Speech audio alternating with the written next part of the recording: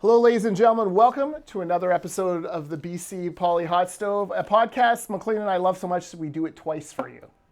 The first one you don't get to see. The first one you don't get to see due to technical issues. But we are back and we are ready to talk some politics. I'm Jordan Bateman, VP Communications for the Independent Contractors and Businesses Association here in Burnaby, joined as always by... I'm Maclean K. I'm the editor-in-chief of the Orca, who is both shorter in real life than Jordan and also today on the show. Exactly. I always forget to sit up nice and straight in these things because this government's just got me hunched over more and more and more under the burden of red tape, taxes, and slow economic growth. Okay. Maclean, I want to talk about gasoline. Gas prices back in the news.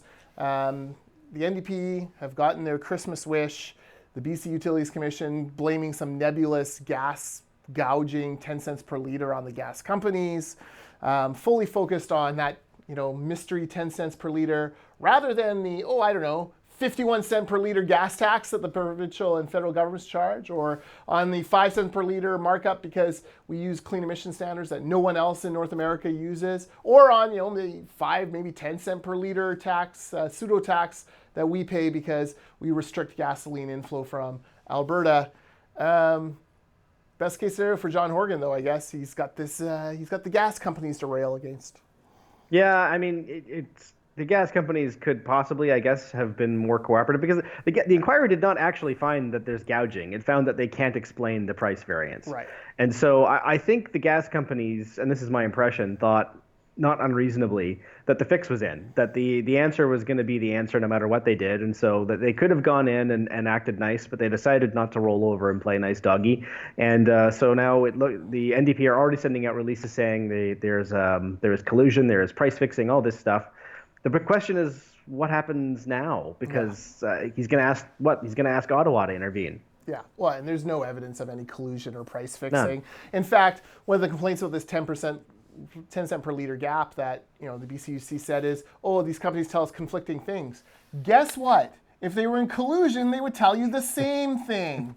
But that's just too commonsensical for government to understand. Maclean, I'm in a feisty mood today. I'm not gonna lie to you. It's because we're retaping. I'm now late into my lunch. I may have to have this dark chocolate at some point in order to kind of get me going again. But look, take it from an old tax fighter. There is nothing more insidious or stupid or hidden as far as taxes go than gas taxes. It's 50 cents per liter in the Lower Mainland. It's 45 cents per liter where you are in Victoria. It's 42 cents per liter in the rest of the province of British Columbia. It is the highest gas taxes in North America right here in the Lower Mainland. And for government not to even be willing to look in the mirror a little bit, not even being willing to let the Utilities Commission say, hey, we might be a little out of line when it comes to gasoline taxes, to completely kibosh that before they even started. You want to talk about real price fixing, real fixing of a process? That's fixing a process, not some mystery 10 cent per liter gap, which is probably hard to explain because guess what? Markets change and things go up and down in price. And the last thing I'm going to say about this is if you want to find out, anything, if you want to have an actual inquiry, then don't restrict their terms of reference. Don't tell them what they can and can't look at. Don't sort of hem them in to say, you have to look at the variance between here and Washington State when it only a very small percentage of fuel actually comes from there. From all appearances the fix was in. And so, the oil companies doesn't sound like they wanted to roll over. And so, as you're right, if they were colluding, they probably would have come up with a coherent answer. But, sometimes competitors say different things. Yeah, exactly. Because sometimes they have different things that they have to build into their products. So, yeah, that drove me a bit crazy. And drivers, don't be duped. Like 65 cents per liter in government tax and regulation and restricting gasoline supply has a lot more to do with your high gas prices than some nebulous 10 cent per liter gap. Don't be crazy. Yeah, and even if there were collusion, it's still 6 times lower than the amount of taxes. No, exactly. Precisely. All right, Kelowna. Yes, more bad news in forestry. Yes, go ahead, Maclean. If you saw the news this morning, it's a toll coal mill which is announcing it's closing permanently. This one is, they've all been sad in this, but this one also seems this is an old mill. It dates back to the Great Depression. There are people who work there that are, third and fourth generation employees at that mill, and it is closing permanently. It's not coming back. I didn't realize this before I read the story. It's a mill I'd actually seen before. It's right in the middle of Kelowna. And so if you've been to Kelowna, chances are you may have seen it as well. But, if you want to have a look, do it soon because it's going away. Yeah, it's one of those economic drivers in a community, more known for its peaches and beaches. It's there. Yeah, it's given hundreds of families, the chance to settle in Kelowna, to build build their own homes, to raise their kids and grandkids there, and now it's disappearing. It's hard to believe that this is a mill that survived, the Great Depression, World War II, survived the baby boom, the Summer of Love, the Dave Barrett government, disco, the '80s, the Glenn Clark War in the Woods. It survived all of that. And now here you are on John Horgan and Doug Donaldson's watch, disappearing forever. A little stunned by the fact that there isn't more concern from the NDP for 200 of their union brothers and sisters being put out of work in Kelowna. Doug Donaldson, check your milk cartons. His face might be on it. He's disappeared. We know where he is. I'll come to that in a second. But the NDP's lack of concern over this forestry downturn is shocking. 6,000 people out of work. To put that into context, we talk about almost 5,000 people working on the Site C dam right now. Business in Vancouver reported that there's about 1,000 people on the ground in Kitimat doing site prep, getting ready for construction of LNG Canada. That is 6,000 people on those projects. That is a huge chunk of people. And 6,000 families, 6,000 workers, 6,000 folks who are, looking at their communities. Maclean, Deanie Moore wrote about this, and I thought her piece was fantastic. Yeah, I was going to say, this is not to dismiss what's happened in Kelowna or indeed in any communities around the city, the province rather. But Deanie Moore wrote about what's happening in 100 Mile House, which is obviously much smaller than Kelowna. And they've been dealing with the forestry crisis there too. But I mean, as difficult as this is in Kelowna, it's not an existential crisis. Kelowna will still be there in a generation. 100 Mile might not. Yeah. And there are communities in this province that are, as Deanie describes so brilliantly, that are looking at the future and wondering if there is a future. And this isn't hyperbole. I mean, the history of BC has towns like Cassiar that just don't exist anymore. There's nothing to say that 100 Mile has to be there in 10, 30, 40, 50 years. And so it's just heartbreaking for these communities that when something like a mill closes, it might be the end of the line. Yeah, it's like ripping out the economic spine from a community, and everything relies on it. All the outflow businesses, the idea, the schools rely on it because families move there and they raise their kids there. It all crumbles so quickly, and I think that's why it's really shocking to me that the NDP government has not done more for these communities, have not stood up for these workers. These workers are unionized workers. These are bread and butter, NDP foot soldiers in the Great War against capitalism, right? Like these are their folks. These are their people, and they just seem to get the cold shoulder.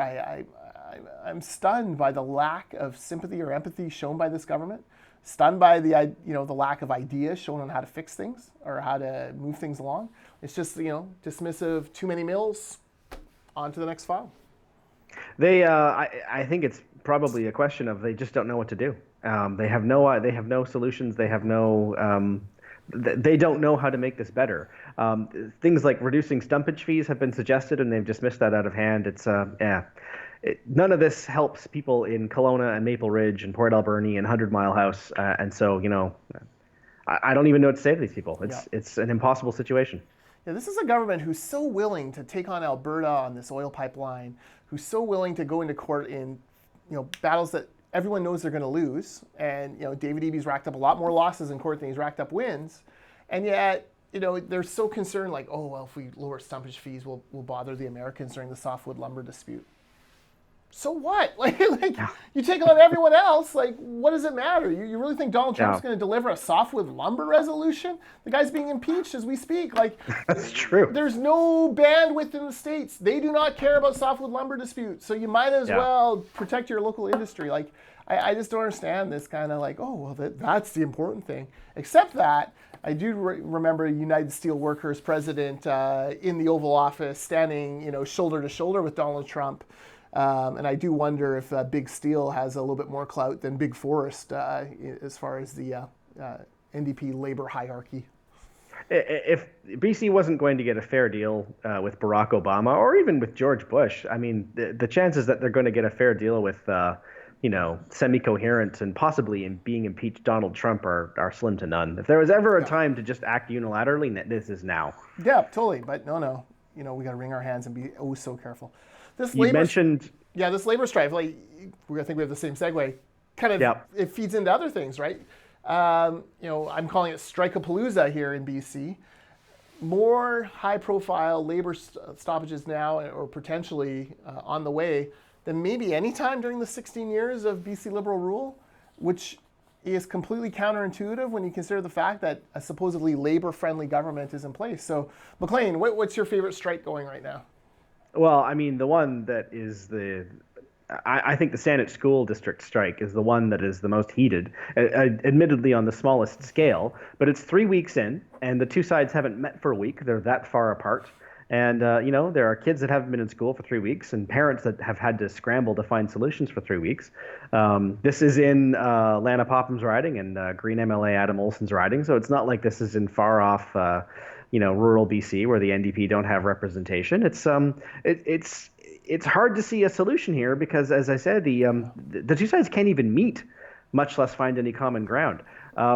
You're going to no doubt talk about the BC Transit, the action, and there's also a possible BCTF strike on the horizon. That's the point I want to make, is that the worst appears like it's yet to come. Yeah, the Saanich is just like an appetizer on compared to the BCTF. The Teachers Federation still without a contract, still fighting with this government over, and take a drink, British Columbia's class size and composition. How many times have we heard those 4 words over the past few years? The BCTF, man, what a piece of work those guys are. You talk about a union who, fought with the Socreds, fought with the 90s NDP, fought with the BC Liberals, fighting with the 2010s NDP.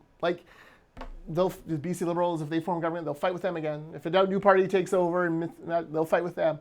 They seem like completely allergic to being able to work with anyone in government. And, for the NDP, they must be like, geez, with friends like these, do we really need enemies?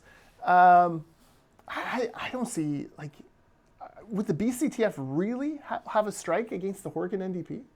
Yeah, I mean, they had a strike against the NDP in the 90s. There's only been one negotiated settlement in living memory, and that was Peter Fassbender. You hit the nail on the head. The BCTF are not a union that wants anything, that wants to negotiate. They are a union that wants their way, and that is their strategy. This past week, the mediator issued a ruling, and he kind of slapped the BCTF on the wrist, saying, you guys kind of have to stick in your lane. You can't dictate that the government change their Me Too clause. You can't dictate that the government just change their budget and raise taxes. And so these are not things that are within your purview to suggest, in a nicer way of putting it. And the BCTF have responded by saying, screw you. Yeah, the union movement's whole eagerness to get involved in things that have nothing to do with their members always astonishes me. I was reading in one of their publications today, it came out, and they're like, encourage your local union or your union local to condemn the coup in Bolivia. You're living in Kamloops, your mill is closed, your union's on its last legs. Yeah, get out there, guys. Speak out against that Bolivian coup. That's the pressing issue facing us. I just don't understand this desire by these unions, the social engineering factor. By the way, one of my favorite things is whenever I refer to the BCTF on Twitter as a militant union, you get pushback. Oh, they're not. How dare you say that? So then I actually link to the About Us page on the BCTF website, and they refer to themselves proudly as a militant movement. Guys, it's not me saying that. It's actually the TF themselves pride themselves in being militant, but whatever. I mean, if you want any evidence of this, just look at Keith Baldry's mentions on Twitter. He's been talking about this for a while, and oh my God, some of the responses. And admittedly, Keith is not afraid to poke the bear once in a while, but dear God, some of the responses for him just stating facts, yes, the BCTF has a long history of labor disruptions and strife, and they're difficult to negotiate with. I mean, these are not controversial things to say, but yet, But yet, and yet. yeah, yeah. His mentions are always hot. Jody Vance's mentions right now are going crazy Oh because of man, yes. her piece on Yeah. Don Cherry. That Jody, she's not afraid to just jump right into the bear trap. And No. Well, I mean, she has a unique perspective on this as Yeah. a former Sportsnet anchor herself, and so yeah, you should absolutely check her out. I actually thought she had a very sort of measured, reasonable take on this. she usually does, but Yeah. that's not going to help you on social media. That's true. So Jody, our condolences. Jody's mentions R.I.P. Long Yes. may they live. One more strike around part of the Strikeapalooza rather is of course TransLink, Coast Mountain Bus Company here, fighting with its mechanics and drivers.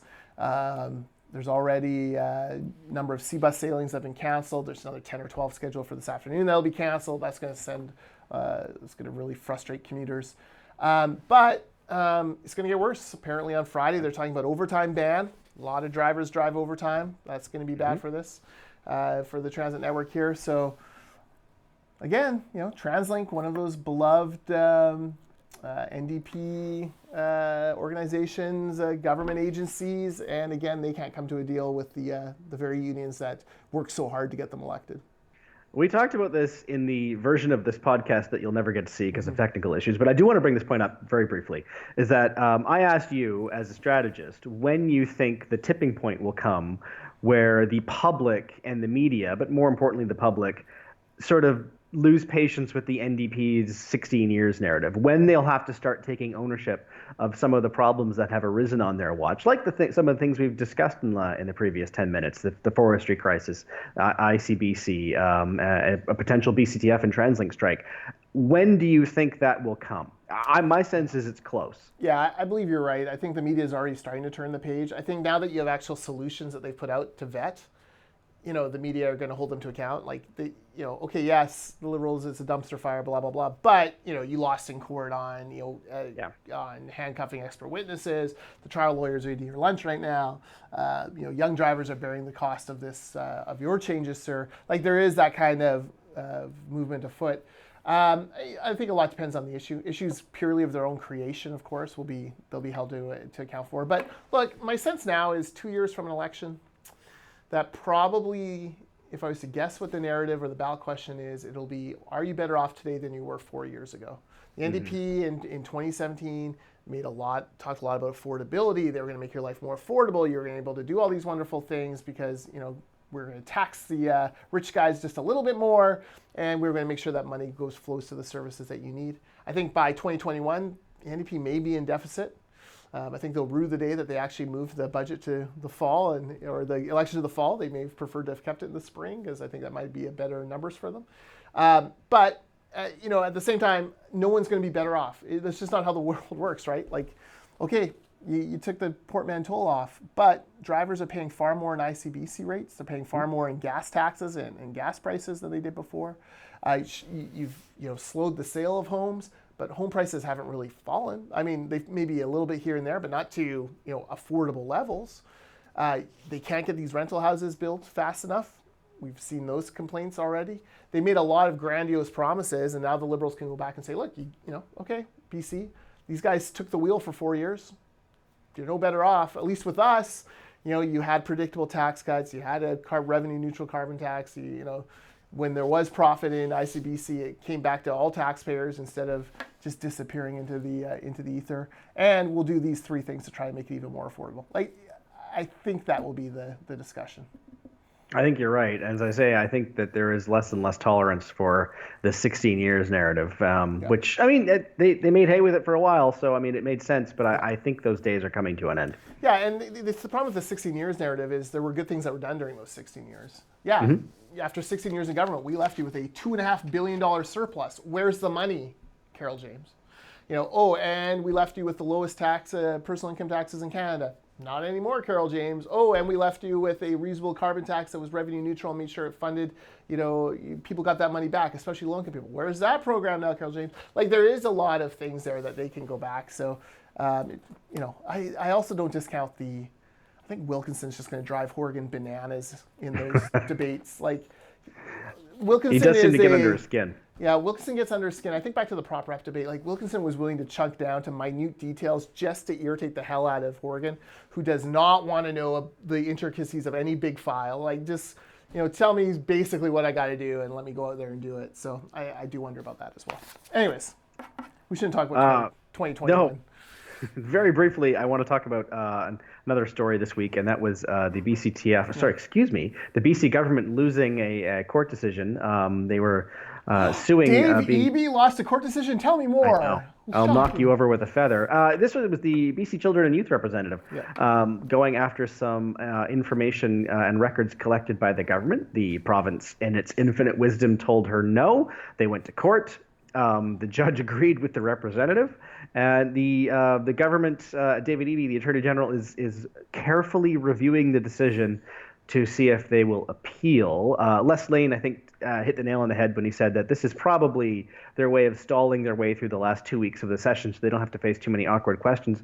The issue is not the court ruling. The issue in this one is pretty obvious hypocrisy, because this was an issue in the previous 16 years. Yep. And the NDP are very clear that they would never do this. If the Children and Youth representative wants records, it will give them to her unquestioningly. And they have manifestly not done that.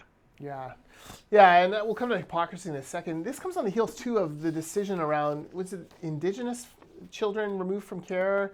And there was a financial package or something for those kids, and the NDP lost that in court. First of all, why are they fighting that? Second of all, they lose it in court. And third of all, they're apparently going to appeal it.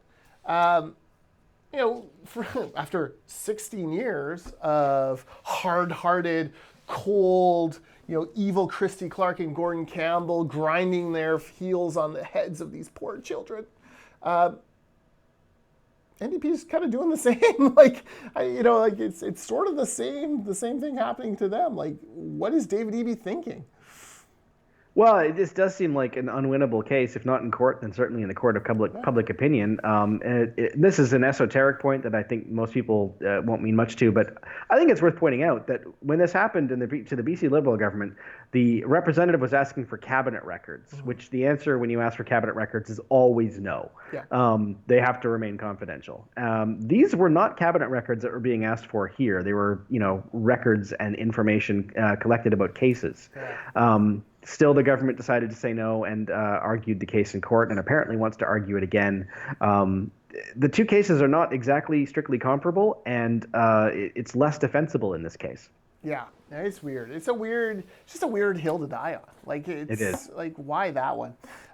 It does flow into my hot politician or political figure of the hour, which is people who like to say "told you so," or people who like to actually hold governments to account for what they say in opposition. The NDP, on a case like this, perfect example. Les Lane had a great column today in the Times Colonist, pointing out the sheer hypocrisy, like the blatant hypocrisy of the NDP, fighting the representative in court, highlighting, like, from question periods of the past, like, ghosts of question period past, like, you said this, and when the BC Liberals tried to protect cabinet documents, and you said that, and look at it now, Adrian Dix, look at it now, Carol James, look at it now, John Horgan, you look like hypocrites. So if you've ever loved to say "told you so," now is the time, because on file after file after file after file, things the NDP said in opposition or promised well in opposition, now that they have the gears of power, it's been 2.5 years, they are falling down on. They are completely backtracking on. They are praying to God that you don't remember that they oppose these things. Opposition is easy. Governing is hard, Maclean. Yes, it is. I can tell you with some experience that government is hard. Google me if you don't get the joke. He's got some PTSD, but there you go. Yeah. I'll give you. This kind of segues into your hot under the collar thing today. Yeah, you know what? I don't want to, because this is our compressed version, I don't want to go too in depth in this. And we have talked about ICBC before, but this issue is an issue that is just not going away. And it's not for the reasons we talked about before, which is a new cohort of people renewing every month and seeing their premiums go up. It's one of those things where every month someone looks, not every month, every once in a while someone else in the media finds a new angle. And this was, I think, Mike Smith saying, how come we're not doing online renewal? It saves other insurance companies in other jurisdictions tons of money. Do you really need to go in and see someone if you're making absolutely no changes and just renewing your insurance? And the answer was, yeah, we're not doing that. We're not looking at it. It's not a priority, I think was David Eby's exact phrase. Why not? ICBC is indisputably in crisis. He himself called it a dumpster fire. If this is something that could potentially save lots of money, and apparently it could, why not at least look at it? Yeah. Everything's on the table. I mean, you can say you're looking at it and then say, well, we've decided not to do it for reasons X, Y, and Z later. But why not at least say, yeah, of course we considered that? Yeah, and I have two thoughts on this. First of all, I think part of it is ICBC went through a big IT project a few years ago, and it was a major boondoggle, over budget, late, missed milestones, missed performance points. And I think they're probably, if I was the executives at ICBC, they said, hey, we should do a big IT project, they probably all dove under the boardroom table and like, oh my God, no, please, no, I don't need that pain again. But it does beg an interesting question. So Eby is very keen to take on the trial lawyers and basically try to suffocate their livelihoods, which will cause job losses and cause other issues. But when it comes to brokers, I mean, every strip mall in the province has an auto plan broker in it. He seems very reluctant to stand up to them to mess with that model at all. And I presume it's because of job losses and what it would mean for those businesses, those companies. I don't understand why one is more valuable than the other. Like, there's a disconnect there that I can't quite put my finger on. Do the insurance brokers, did they give more money to the NDP back in the day? Do they just seem a little bit nicer than trial lawyers, which it wouldn't be hard to do. There's something there for me that I can't quite square the circle of what's going on in Eby's head. It's inconsistent to say the least. And as I say, I mean, I even politically, I can't find a reason why they wouldn't say we are looking at it. Yeah. Even if they have no intention of ever doing it. It makes no sense to me. You bank online, you pay you net file your taxes online, you pay your property taxes online. Like, people concerned about privacy could still have the option to go to a broker perhaps and do it that way. But yeah, it's a weird thing. In an online world, it's so easy to look at other jurisdictions and the way they do things. Yeah. But the NDP seem to be falling back on, well, I mean, it would be chaos. Well, it obviously wouldn't necessarily have to be chaos because it works fine everywhere else. And even just watching ads in your, the Seahawks game or the CFL playoffs, and thank you for not bringing that up again. You'll see ads from other provinces, saying, "Hey, it's so fast and easy to renew your insurance. It took me 30 seconds online." It seems to be at least workable. Yeah, no, absolutely. No, you're exactly right. It is definitely workable. I've heard at some points like concerns, people will underinsure themselves. People are cutting back on their insurance coverage as it is because the prices are so high. Like exactly. You are doing the bare minimum now for, there was another story, I think it was on the island, of another young person who's, gone in and got their insurance bill for the car, and it's $6,000, right? Like, these horror stories coming over and over again. So people are buying less of ICBC's product as it is. So like that can't be that big a concern. I mean, we're not concerned about when it comes to rates. Why would we be concerned about as far as the ease of convenience and renewing? So it's crazy. Maclean, Doug Donaldson, the erstwhile beleaguered forest minister, he is overseas, not overseas in Victoria, past you in fact. He is in Tokyo, Japan on a I'm sure very important forest trade mission. Clearly too busy to tweet out any kind of concern for the 200 workers at the Tolko mine in Kelowna that's just closed, or the 6,000 forestry workers across the province who have lost their jobs. If you're a forestry worker in British Columbia, are you secretly hoping that Doug Donaldson just stays in Japan? I do not understand the NDP's strategy on this, where they're not even having him issued canned statements on this kind of thing. It all comes from Ravi Kahlon. I don't get it. I don't understand why they seem to be sort of like tacitly admitting that he's not really running the show when it comes to this part of the file. I find it absolutely mystifying, especially for a cabinet minister whom is the only one who the likes of Von Palmer has said, yeah, he's in over his head and needs to go. That would be the one that you would think they would do they would make sure that the basic stuff, statements of concern and that, which are not hard to do, and he doesn't even have to see. Yeah. I am mystified as to why that's not happening. Yeah, yeah. Usually you'd use your parliamentary secretary to do the heavy lifting, the unpopular stuff, and protect the boss there. But it seems to be the other way around here. Although maybe not. I mean, Donaldson doesn't do anything. Like it's not even like he's doing unpopular stuff. He just exists, I guess. Well, he's on the trade mission, and as someone who lives in this province, I hope he does well and finds makes some good deals, especially for people in that very beleaguered sector. But yeah, you're right. It's not he is not by any objective measure. He is not a minister who has been performing well. Yeah, no. And John Horgan, I know he does not want to shuffle the cabinet and doesn't want to hurt feelings, but sometimes being a leader is calling out your guy when they're not performing well. And Doug Donaldson, it's not performing well. So he had an opportunity for a shuffle when Ginny Sims had to step down. I would have thought that would have been the perfect time, but it's for whatever reason they're dancing with the what girls that brung them, and I would have gone with a shuffle myself. That would have been my advice. We've talked about it here before. He's chosen not to. Well, flip him and Ralston. I think Ralston's wasted a little bit in jobs, and it's there's big ministries here, and then they kind of squeeze the Ralston file in between the two. Put Donaldson there. Who cares? Donaldson can walk around tech companies in a hard hat. It's not going to hurt anything. And let Ralston who I think is actually one of the smarter guys, even though I disagree with his ideology, let him go to work on forestry. Surrey's lost mills. It's a forestry community as much as any Lower Mainland community is. Let him go for it. Well, and I think that has been the reluctance, is that they wanted to have a rural MLA as the Minister of Forests, and they only have so many to choose from. But you're right. I mean, Surrey is a forestry town. Yeah. Hell, Vancouver is a forestry town. Bruce Ralston, I think, would have been a fantastic choice for that ministry. Yeah. There you go. Free advice for the government. There you go. Jeff Meggs, make sure you give me my royalty on that one. All right, last one for you. It's really quiet, very quiet. It's a little too quiet, if you know what I mean. Yeah, is Ottawa closed? We just had an election, and yes, there always is a period after when everyone kind of breathes and they try and figure out who's going to be in cabinet, who's not going to be in cabinet, what staff needs to be hired, and who's going to be in what office. And this all takes longer than you think it would. But the government hasn't changed. The prime minister is still the prime minister, and I think 2 cabinet ministers lost their seats, but only 2. So it's not a huge changeover we're talking about here. It's not a massive overhaul. It's been awfully quiet. And yes, the prime minister went on vacation, and that's not where I'm going with this. But you would think you would hear more. Apparently, he has been meeting with the various opposition leaders, but not much is coming out of those.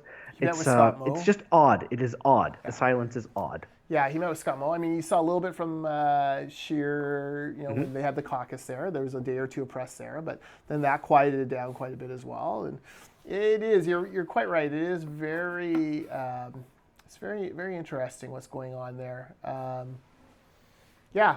think they're planning to have a really brief, week-long session or something, and then punt till February. Which is the kind of thing you could just rush. And if they were negotiating some kind of formal agreement or coalition like happened here in BC, then yes, that probably would take more time. But they've ruled that out. Yeah. So what's going on? Yeah, and did you see that Singh said today that he won't necessarily vote for their throne speech? It has to reflect their values. Yeah, well, he says that, but he also can't necessarily afford another election. So yeah, although I do wonder, if there's did Singh end up pro-pipeline or anti-pipeline? I forgot. It depends on the day and which part of the country he's speaking. And here's the thing: they have, I think it's 25 MPs. Yeah. They can vote against the throne speech if the Liberals, and I presume they would, and even the Bloc vote for it. Then there you go. Right, that's all you need. Good point. You can stitch in the some Quebec concerns. Yeah. Yeah, good point. All right, well, that is it. Maclean will be crying in his beer for the rest of the week over the death of the Calgary Stampeders dynasty. It's all over. True. Well, the dynasty's not dead. But this year is dead. Is it a dynasty when you've only won 1 title? 2 in the last 4 years. I'm sorry. 3 of the last 6. Okay, all right. Well, that's not bad. I will say though that it's such a disappointing result. Again, fire Dave Dickinson. Just send him to us here in BC. We'll take him off your hands for you. Just think about it, Maclean. Don't say no right away. I mean, we should probably also give you Bo Levi Mitchell. He had a rough game. I like Mike Riley more. Fair enough. Uh, No, you can't have either. Bull for the record. Bull Levi seems a little bit robotic to me. Like he's a little bit too. I want a. He's a little bit more of the Dickinson type. I want Wow. the gunslinging Brett Favre like. I don't agree with that at all. Super I high, think if super anything, Bo is probably the most unrepentant gunslinger in the league. I don't know. Do you think? Do you really think? Who's the? Do you really think Fajardo can get it done in Saskatchewan? Do I think he's a top level starter? No. Is he good enough to win? Yeah, probably. I mean, The guy look at could who. not get a first down on 3rd and short for the Lions last year, and now he's like in the Western Final, a win away from a Grey Cup. He's done well. I mean, that's all you can say. I mean, like his opponents are a second year quarterback who the Bombers don't trust to throw, and someone who Fajardo ran out of town in Regina. So I mean, it's not Fajardo might actually be objectively the best quarterback in that game. Yeah, that's a good point. All right, okay, you've won me over on Fajardo. By the way, the Green Bay Packers are 8-2. I'm just saying. And That's true. Into our bye week, and then the 49ers the week after. So 2 weeks from now, we can be top of the NFC. Indeed, we can. It'll be Until then. Until then. Well, not two. We'll talk to you next week. Yeah, we'll talk to you all next week. We'll be back on Tuesday or Wednesday. The ledge is sitting, so hopefully these politicians are doing something. And Yes, I'll be wearing a tie. You'll be wearing a tie. We'll talk to you all then. Thanks for watching The Hot Stove. Thank you.